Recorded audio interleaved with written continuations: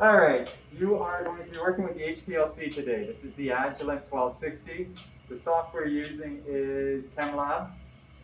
Now, there's a couple things you need to check before you actually begin. If you are in Instrumental 1, Instrumental 2, you want to make sure that you have the correct method. If you are in biochemistry, you want to check the correct method. Then you simply click on that method and it loads in the method. The second thing you want to check is make sure that your pump flow is at the specified flow rate. Right click on method. Right click is always going to bring up your menu. You make sure that the flow is set to the appropriate flow rate. And for the Instrumental 2, it's 1.8 mils per minute. If it was not 1.8 mils per minute, then change it to 1.8. Click apply, and then click OK. At this point, you want to wait until your baseline is flat before you do any injections. Once your baseline is flat, you're ready to go. Go up to run control. You're going to use sample info, and there's a couple things you need to check. Subdirectory, make sure that you have the correct subdirectory here. For Instrumental 2, we are using soft drinks winter 2021. When we get into the biochemistry, check for the appropriate folder name. Sample location, you want to make sure that there is always a 1 there. If you do not have a number 1 in here, this will not give you a chance to inject. It'll immediately start to run and you cannot do any injections. Under sample name, this is where you are going to put in what you are injecting. So I'm about to inject mixed standard 2. You are going to put that down. You're going to put your name down. You can put down your unknown comment number. And then you are going to click on Run Method. It'll show sample submitted. It'll say here, waiting for injection. In the meantime, you will rinse your syringe 3 times with the ASTM water or the appropriate mobile phase that is being used for the lab. You'll notice that I'm bringing up the plunger slowly, and that's going to minimize the number of bubbles that are in here. Rinse it 3 times with the ASTM water. Take your Kim wipe, wipe the tip so you're not doing any kind of cross-contamination. Take your standard, you're going to do the same thing. Rinse it 3 times, bringing that plunger up very slowly. That way, again, you're minimizing air bubbles. Now, how much are you going to put in? The typical volume you put into your syringe is 2 to 3 times your injection loop size. The injection loop back here is 20 microliters, so we want to put in anywhere from 40 to 60 microliters to make sure that we fill that loop completely when we do our injection. Take a look at your syringe. If there are any air bubbles, gently tap it, and then collect any air that goes to the tip. Put your syringe into the injection port. Inject. Now you're going to watch over there. See at the top it says waiting for injection. Bring your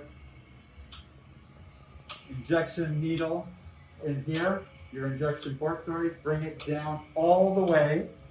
Watch the screen now for a red line to appear. As soon as that red line appears, you are going to bring that injection port needle back up to the end position. You are setting an auto 0. So you want to make sure that you bring that back all the way up once you see that red line. At this point, you can then rinse your syringe with the ASTM water, rinse it with the next standard or sample at that point, and when you are ready, once this has finished its run, we will show you how to do a printing. Once the run has been finished, this window will pop up and you will see your chromatogram, you will see your peaks, you will see the peak area counts. You now want to save this. You are going to just hover over the top of the screen and you'll see the little printer icon. Click on Print File. The driver will be set to Microsoft Print to PDF. Click Print. And you want to go to correct folder, go to the desktop, student data, and then pick the day of the week that you're actually doing this. Today is Thursday, so I'll put this in Thursday. And then now type in standard, oops, I can't type. Standard, I'm doing number 3 right now. Put my name, and it will automatically date it. And that's all there is in terms of saving. Close the window. Now, to do your next standard, remember, you are still going to have to go to your run control sample info every time you go to do an injection. Type in the next standard that you're going to be doing. Remember to click on Run Method. And then rinse your syringe, get the syringe ready, do your injection the exact same way. And you're going to do that for every single standard. You're going to do that for every single sample. You will save them all the way we just showed you. Good luck with this lab. Take care.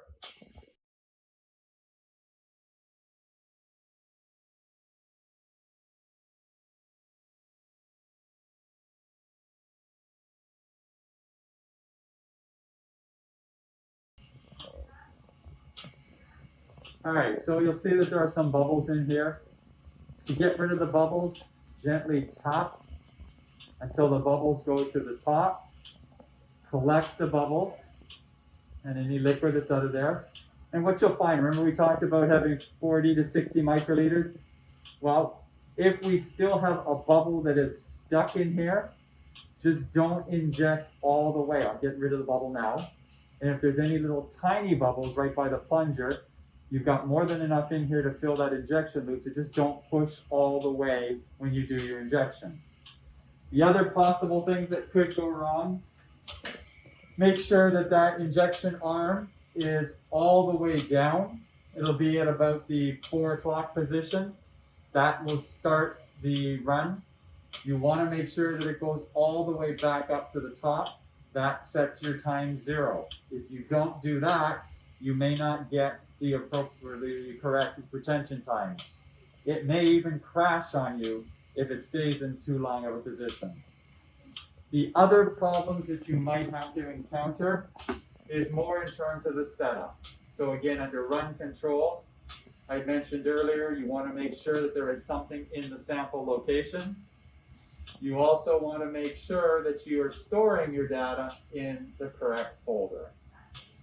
The last thing that you may do is you may click on OK rather than Run Method, and you'll notice that nothing has happened. Once you press Run Method, sample submitted, run in progress, and then waiting for injection. Those are the main problems that you might encounter. Good luck. All right, so you realize now that you have put in wrong information in the sample info and you do not want to do your injection. It says waiting for injection. To cancel this run, click back on Run Control, highlight the Stop Run Inject sequence, and that sequence, that injection will have stopped. And then you go back to Run Control, enter in your correct information, and then click on Run Method to begin.